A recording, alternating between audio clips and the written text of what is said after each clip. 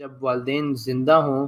تو بچوں کے درمیان مال برابر میں تقسیم کیا جاتا ہے، لیکن انتقال کے بعد پھر 2:1 کے حساب سے کیوں تقسیم ہوتا ہے؟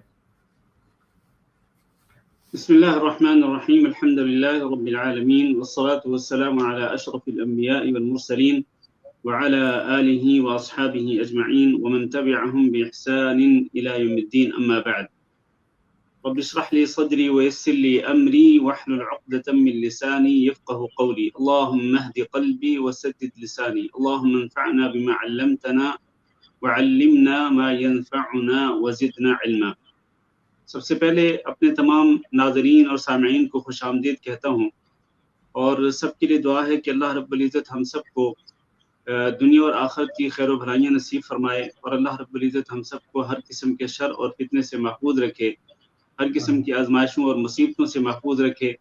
اور اللہ رب العزت ہم سب کے تمام معاملات کو آسان سے آسان تر بنائے۔ آپ کے پہلے سوال کی طرف آتے ہیں۔ یہ جو سوال ہے کہ اگر کوئی شخص اپنی زندگی میں اپنی اولاد کو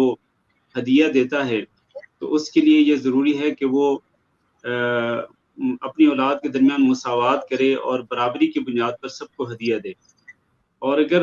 وراثت میں اسی بندے کا ترکہ جب تقسیم ہوتا ہے تو پھر بیٹوں اور بیٹیوں میں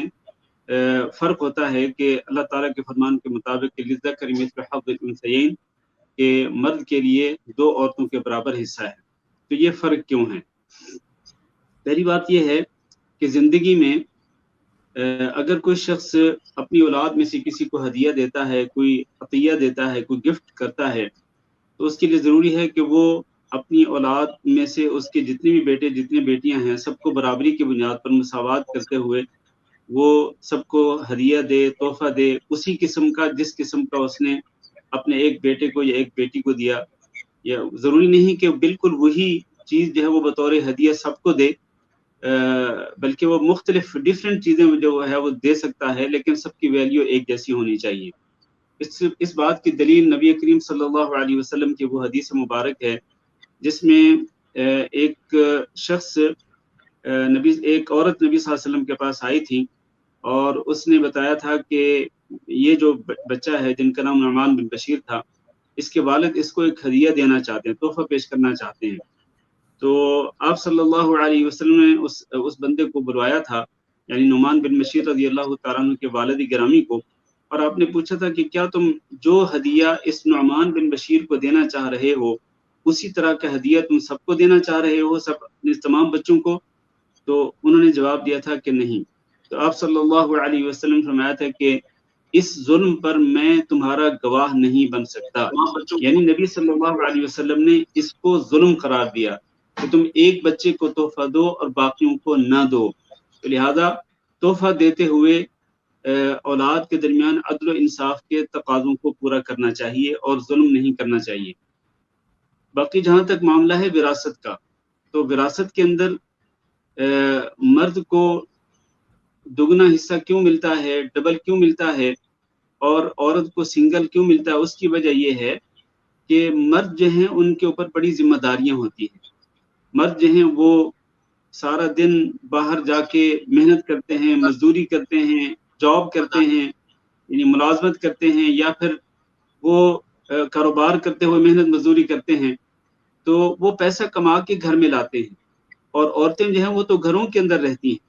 چاہے وہ بیٹیاں ہوں، چاہے وہ مائیں ہوں، بہنیں ہوں، وہ گھروں کے اندر رہتی ہیں، ان کا کام ہی یہی ہے۔ وَقَرْنَ فِي بُيُوتِكُنَّ،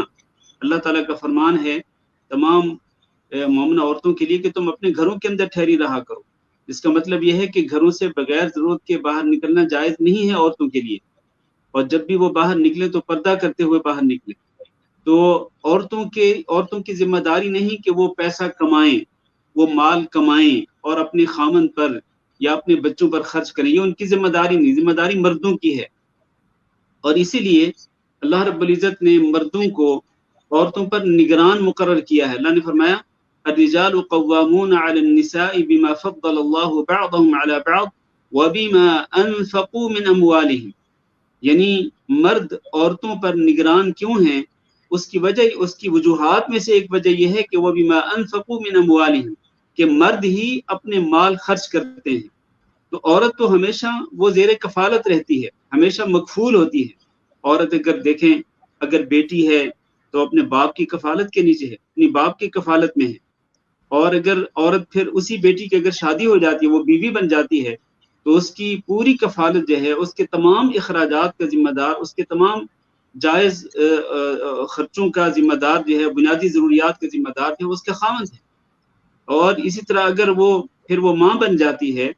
اور اس کا خاوند زندہ ہے، تب بھی وہ اپنے خاوند کی کفالت میں ہے۔ اگر اس کا خاوند فوت بھی ہو جاتا ہے، تب بھی وہ اپنے بچوں کی کفالت میں چلی جاتی ہے۔ تو عورت کے ذمے نہیں ہے کہ وہ پیسہ کمائے، اس لیے چونکہ مردوں کے ذمے ہے کہ وہ پیسہ کمائیں، اور مرد ہی پیسہ خرچ کرتے ہیں عورتوں پر بھی، چاہے وہ بیٹی ہو، چاہے وہ بیوی ہو، چاہے وہ ماں ہو،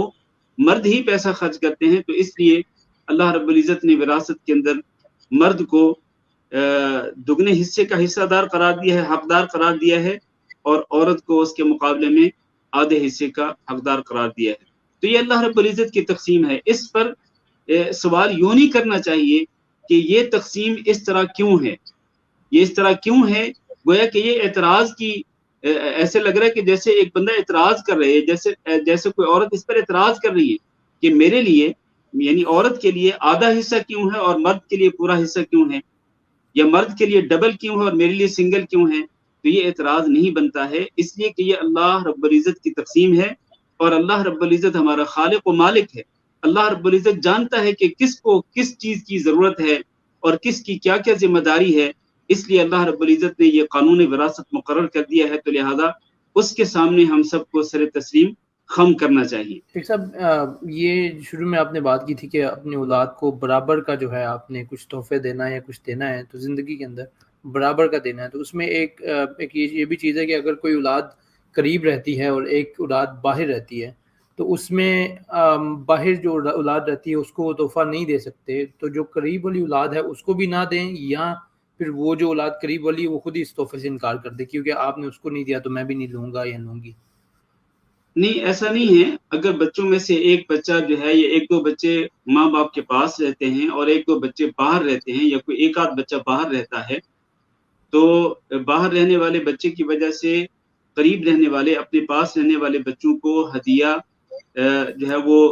دینے سے بچنا نہیں، پرہیز نہیں کرنا چاہیے، اس حجت کی بنا پر کہ چونکہ باہر رہنے والا بچہ ہمارے پاس نہیں ہے تو اس کو تو نہیں دے سکتے ہیں، لہذا ہم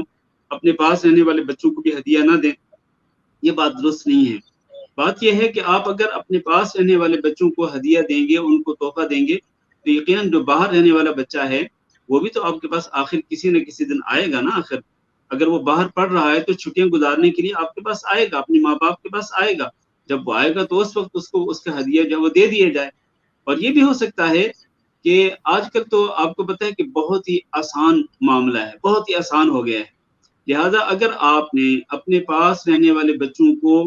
کوئی تحفہ تحائف دیے تو اتنی ہی ویلیو کے، جتنی ویلیو کے آپ نے تحفے تحائف دیے اپنے بچوں کو، اتنی ہی ویلیو کے پیسے، جتنے پیسے بنتے ہیں وہ آپ ٹرانسفر بھی کر سکتے ہیں۔ آپ بینک اکاؤنٹ کے ذریعے آپ اس کو بچے کے اکاؤنٹ میں، آپ بچے کے، ویسے بھی تو آپ بچے کی فیسیں ادا کرنے کے لیے، اس کے خرچے پورے کرنے کے لیے اس کو آپ پیسے ٹرانسفر کرتے ہی ہیں نا۔ تو اسی طرح سے اگر آپ نے اپنے پاس رہنے والے بچوں کو تحفہ تحائف دیے تو جتنے پیسے، یہ جتنی ویلیو، جتنی قیمت بنتی ہے اس تحفے کی، اتنے ہی پیسے جو ہیں وہ اس بچے کو بھیج دیے جائیں جو باہر رہتا ہے، تاکہ وہ اپنی مرضی سے جو کچھ خریدنا چاہے وہ خرید سکے۔